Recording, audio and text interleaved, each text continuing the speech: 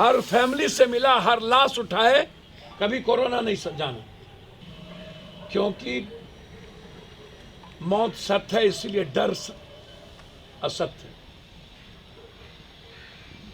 डर कई बीमारियों का कारण है, और हम डरने नहीं आए हैं, हम लड़ने आए हैं। हम हिंदुस्तान और बिहार के लोगों को कहेंगे कि डरने की जरूरत नहीं, लड़ने की जरूरत।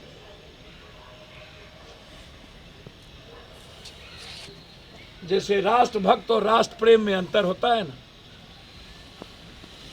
जैसे सुंदरता और स्मार्टनेस में अंतर होता है। सुंदर होना जरूरी नहीं है, मासूम होना जरूरी। सुंदर होना जरूरी नहीं है, स्मार्ट होना जरूरी। उसी तरह देशभक्त होना, हिटलर, नेपोलियन, मुसोलिनी और किंग जॉन होना जरूरी नहीं है। नरेंद्र मोदी होना जरूरी नहीं है। देश प्रेम होना जरूरी, दूसरे के लिए जीना देश प्रेम, और खुद के लिए जीना देशभक्त। हमें देशभक्त का पाठ ना पढ़ाए, नेपोलियन और हिटलर की तरह हमको ना कोई पढ़ा। कोरोना, इसीलिए जो कोरोना है ना, इससे डरने की जरूरत नहीं, इससे लड़ने की जरूरत, जीने की जरूरत है। हम आग्रह करेंगे हर परिस्थिति में ये नेता और ये सिस्टम आइडियल बने, लूटने का रास्ता ना ढूंढे, और अपनी गलती और अपनी जिम्मेदारियों से बचने के लिए बिहार की 14 करोड़ और भारत के 130 करोड़ जनता को डराए। लॉकडाउन में आम आदमी की जिंदगी त्रस्त हो जाती। 2 बार देखा गया है, मौत आम आदमी की संख्या 0.3% भी नहीं। गरीब और किसानों की मौत की संख्या 0.3% भी नहीं, और पूंजीपति और बड़े से बड़े घराने की संख्या 0। इसलिए अकर्मिक के नाम पर हम डराने नहीं देंगे। ओमिक्रॉन हम डराने नहीं देंगे।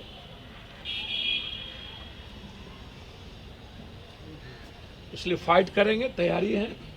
जहां लोगों की जिम्मेदारी होगी, जरूरत होगी खाने की, पीने की, सिलेंडर की, दवाई की, जन अधिकार पार्टी के साथी यहाँ आपके बीच में बैठे हैं, और सबकी जिम्मेदारी तय हो गई।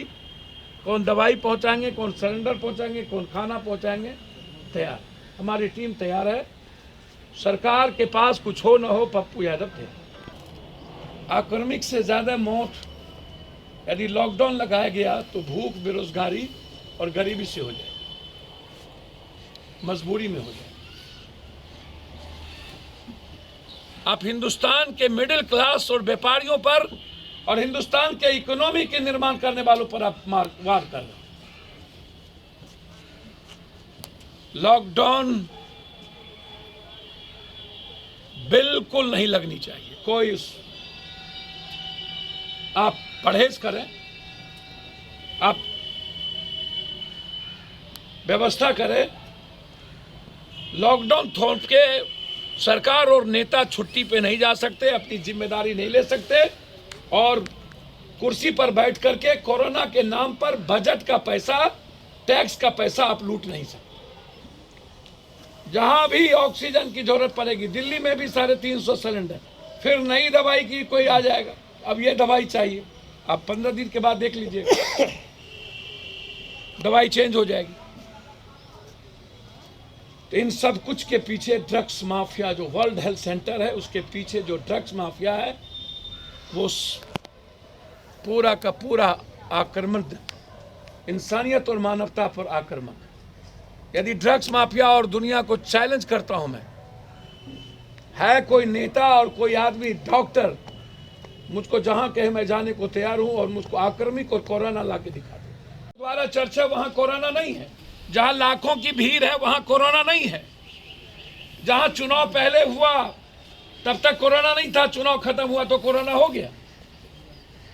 जब उत्तर बंगाल में चुनाव था तब कभी रात में कर्फ्यू नहीं लगी, कभी कर्फ्यू नहीं हुआ, जबकि वो कोरोना ज्यादा डेंजर था। इसका मारक क्षमता है ही नहीं, डेथ है ही नहीं, होगी ही नहीं, और ये बात यूरोप ने कह दिया। मुझे आश्चर्य होता है जनाब, ये जानना चाहते हैं हम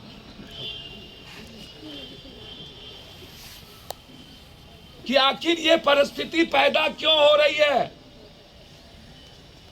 सोसाइटी को डराया क्यों जा रहा है। आम आदमी के भीतर उसकी जिंदगी को सुरक्षित करने की कौन है इसके पीछे, और हम अपनी गलती भारत की जनता और बिहार की जनता पर क्यों थोपे। आज आप रैली करने जा रहे हैं, 15 तक रैली करेंगे, 15 के बाद कोरोना का जहां जांच होगी, यदि पप्पू यादव को आप जांचिएगा, किसी का भी ब्लड सैंपल लीजिएगा और आप 12-14 तो आप ब्लड सैंपल ले लीजिए और जांच करा दीजिए, तो कोई ना कोई बीमारी होगी, खांसी होगी, छींक होगा। सबको औकर्मिक एक नेता को पैनिक नहीं बनाना चाहिए कभी। इस चारों संस्थाओं पर दुनिया की जिम्मेदारी है, न्यायपालिका, विधायपालिका, कार्यपालिका और हमारी आप चौथी स्तंभ, और हम चारों मिलकर के डरा रहे हैं। ये सही नहीं, मैं इसको सही नहीं मानता कि 15 से 18 साल के बच्चे को सुई लगनी है। ये 6 महीना 8 महीना पहले ये सवाल शुरू हुआ था और हम उसी पर आकर के रुक गए। तीसरा सवाल है कि बजट के पहले कोरोना का पदार्पण होता है और बजट के बाद जून में कोरोना चला जाता है। मतलब बजट का 3 हिस्सा पैसा कोरोना के में हमको डाइवर्ट कर देना, एक तरफ छुट्टी, एक तरफ लूट। लगभग भारत के टैक्स का पैसा कोरोना में डाल। दिसंबर के बाद जनवरी फरवरी में कोरोना पीक पर आएंगे, फरवरी और मार्च के बजट में पैसे का डाइवर्सन होगा, अप्रैल मई तक हम खर्च दिखा के जून में कोरोना को भगा देंगे। किसका, और रिपोर्टर को मुद्दे भी हम, मुद्दालय भी हम, और डॉक्टर को यदि कोरोना हुआ था तो ये विस्फोट, क्या कौन सा लॉ और कानून कहता है कि हम उसको समाज में, सोसाइटी में डरावना प्रस्तुत करें। डॉक्टर को हुआ तो डॉक्टर की कमी नहीं है, अब दूसरे डॉक्टर को प्रेस कीजिए, उसको आप आराम करने दीजिए। 3.2% मात्र अभी तक हमारे पास भारत की स्थिति है। हम 5% से 6% यदि हम क्रॉस करते हैं तब जाकर के हम उसको पैनिक समझना चाहते हैं।